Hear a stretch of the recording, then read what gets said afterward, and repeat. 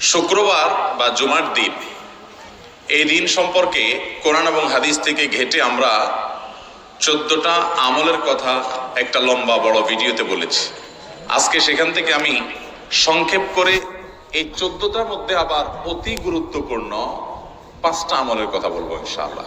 Number 1, সবচেয়ে বেশি যেটা করতে হবে পরিমাণে, জুমার দিন, জুমার রাত, বৃহস্পতিবার সন্ধ্যা থেকে নিয়ে শুক্রবার সন্ধ্যার আগ পর্যন্ত পরিমাণে সবচেয়ে বেশি করতে হবে যে আমলটা, সেটা হলো দুরূদ শরীফের আমল।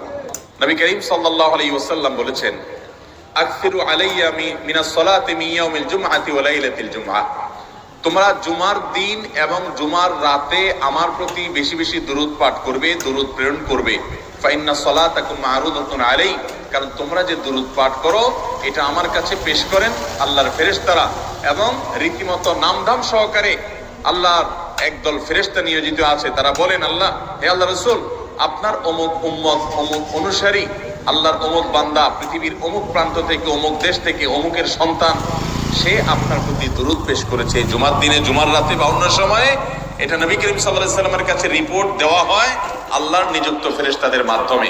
এই জন্য শুক্রবার এবং শুক্রবার দিন এবং রাত, অর্থাৎ বৃহস্পতিবার সন্ধ্যা থেকে নিয়ে শুক্রবার সন্ধ্যা পর্যন্ত এই 24 ঘন্টার মধ্যে নবী করিম সাল্লাল্লাহু আলাইহি ওয়াসাল্লামের ভাষ্য খেয়াল করেন, আকসিরু আলাই।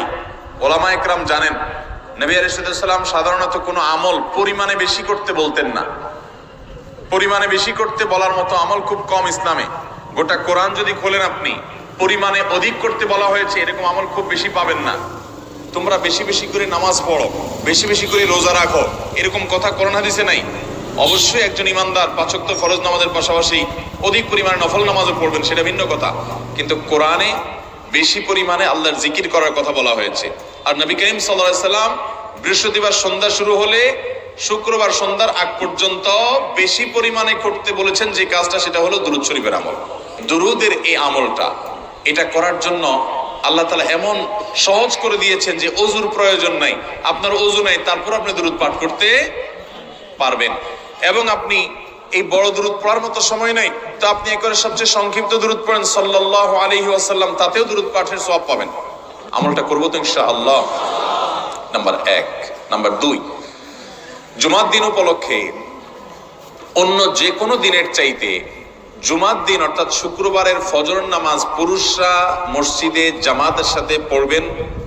জামাতের সাথে পড়ার নিয়ত করবেন পাক্কা, কারণ অন্য যে কোনো দিনের ফজর নামাজ না, শুধুমাত্র যত নামাজ আছে, নবী করিম সাল্লাল্লাহু আলাইহি ওয়াসাল্লাম বলেছেন, আফদালুস সালাওয়াতে ইনদাল্লাহ, আল্লাহর কাছে দুনিয়ার সব নামাজের মধ্যে 5 ওয়াক্ত সাধারণ নামাজগুলোর মধ্যে সবচেয়ে উত্তম নামাজ হলো সলাতুল ফজরে মাআল জামাআতে ইয়াউমাল জুমআহ, জুমার দিন ফজরের নামাজ জামাতের সাথে আদায় করা হলো যত নামাজ আছে এর মধ্যে সবচেয়ে শ্রেষ্ঠ নামাজ। ভাইরা আমার, প্রত্যেক বৃহস্পতিবার আসলে সন্ধ্যার সময় প্রতিজ্ঞা করব, সপ্তাহের অন্য দিন যদি আমার ত্রুটি বিচ্যুতি হয় আমি সেটাকে কারেকশন করার চেষ্টা করব, কিন্তু শুক্রবার ফজরটা পুরুষ হিসাবে আমি জামাতের সাথে পড়বই পড়বো। তার জন্য রাতে আগে আগে শোবো, ডাবল ট্রিপল অ্যালার্ম দিয়ে শোবো, অন্য নামাজি বন্ধুকে বলবো ফোন দিয়ে ডেকে দিবি, একে অন্যের সহযোগিতা করব, কিন্তু ফজরের নামাজ জুমার দিন ছাড়বো না ইনশাআল্লাহ। 3 নম্বর আমল হলো সূরা কাহাফ পড়বো। যারা কোরআন পড়তে পারেন না তারা শুনবেন, আর যারা পড়তে পারেন তারা নিজে পড়বেন। সূরা কাহাফ যদি জুমার দিন কেউ পড়ে, নবী করিম সাল্লাল্লাহু আলাইহি ওয়াসাল্লাম বলেছেন এই সূরাটা তার জন্য নূর হবে, নূর, আলো আল্লাহর তরফ থেকে। কিয়ামতের ময়দানে ভয়াবহ গুটগুটে অন্ধকার হবে। কিয়ামতের একটা ভয়াবহ শাস্তি হলো অন্ধকারের শাস্তি। ভাইরা আমার, অন্ধকারের শাস্তি মানে এমন ভয়াবহ অন্ধকার হবে যে দুনিয়ার অন্ধকারের সাথে কোনো তুলনাযোগ্য নয়। সেই ভয়াবহ অন্ধকারে কিছু আমল আছে যে আমলগুলো মানুষের ওই অন্ধকারের মধ্যে আলোর কাজ দিবে। এর মধ্যে একটা হলো এই সূরা কাহাফ। অন্য অনেক উলামা ইকরাম বলেছেন এর ব্যাখ্যা হলো সূরা কাহাফ যদি কেউ এক বৃহস্পতিবারে পড়ে, পরের বৃহস্পতিবার পর্যন্ত, এক শুক্রবারে যদি পড়ে, পরের শুক্রবার আগ পর্যন্ত পুরো সপ্তাহব্যাপী তার ভিতরে নূর, ঈমানের নূর, তাকওয়ার নূর, ইলমের নূর, আমলের নূর, ভালো মানুষ হওয়ার নূর তার ভিতরে আল্লাহ তাআলা সৃষ্টি করে দিবেন। তো নবী সাল্লাল্লাহু আলাইহি ওয়াসাল্লাম বলেছেন সূরা কাহাফের প্রথম 10 আয়াত যদি কেউ মুখস্থ করে, তো এই ব্যক্তিকে আল্লাহ রাব্বুল আলামিন এবং যদি তেলাওয়াত করে, এই ব্যক্তিকে আমলের মাধ্যমে দাজ্জালের ফিতনা থেকে আল্লাহ বাঁচিয়ে রাখবেন। অতএব জুমার দিন প্রত্যেক শুক্রবারে সূরা কাহাফ পড়ব তো ইনশাআল্লাহ। 4 নম্বর আমল হলো দুনিয়াতে যত ফজিলতপূর্ণ আমল আছে এর মধ্যে সবচেয়ে বেশি ফজিলতপূর্ণ আমল এটা। খুব সহজ আমলটা, খুব সহজ। প্রত্যেক শুক্রবার আমরা এটা করতে পারি। জুমার দিন আগে ঘুম থেকে উঠে উত্তম রূপে গোসল করে মসজিদে আগে আগে গিয়ে পায়ে হেঁটে গিয়ে সামনে ইমাম সাহেবের কাছাকাছি গিয়ে বসা, অনর্থক কথা কাজ না করা, তেলাওয়াত জিকির আজকারের মাশগুল থেকে নামাজটা পড়ে বের হয়ে আসা, এই কাজ। এই কয়েকটা কাজ যদি করে তাহলে কাজ কয়টা হলো? আগে আগে ঘুম থেকে উঠা, ওই যে ফজর নামাজ জামাতের সাথে পড়া ইত্যাদি, গোসল করা উত্তম রূপে, আর পায়ে হেঁটে মসজিদে যাওয়া, বাহনে না চড়া। 4 নম্বর হলো ইমামের কাছাকাছি গিয়ে বসা, কোনো অনর্থক কাজ না করা।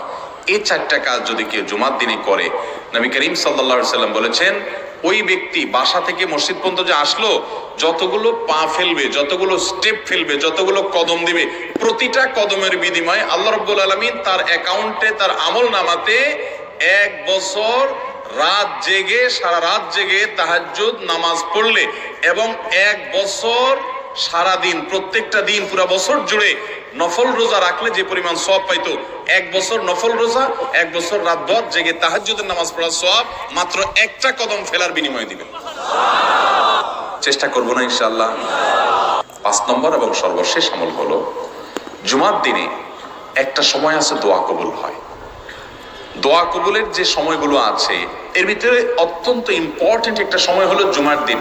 শুক্রবারের একটা সময় সম্পর্কে নবী সাল্লাল্লাহু আলাইহি ওয়াসাল্লাম বলেছেন যে একটা সময় আছে শুক্রবারের, এই সময়ে বান্দা কোনো দোয়া করলে আল্লাহ তাআলা ফিরিয়ে দেন না, কবুল করেন। কিন্তু সময়টা যে ঠিক কখন, এটা হাদিসে নবী সাল্লাল্লাহু আলাইহি ওয়াসাল্লাম বলেন নাই, যাতে করে হয়তো আমরা সারা দিনেরই কম বেশি দোয়ার চেষ্টা করি।